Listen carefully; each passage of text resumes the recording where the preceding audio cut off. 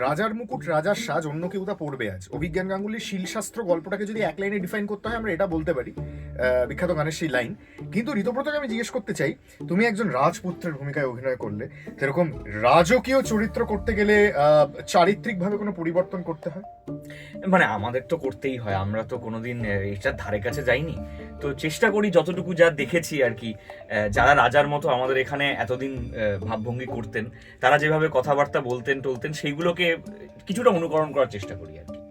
আচ্ছা, মানে সেগুলো দিক থেকে অনুপ্রাণিত হওনি তো? না না না না, সেগুলো শেখার চেষ্টা করছি।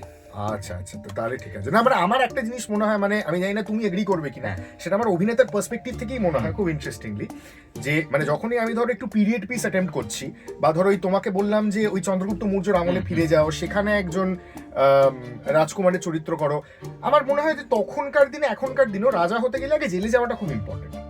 সেটা আমার অভিনেতার পার্সপেক্টিভ থেকে মনে হয়, সেটা আমি জানি না মানে whether I am right or wrong। জেলে মানে হচ্ছে মাছ ধরতে, সেইটার কথা বলছো?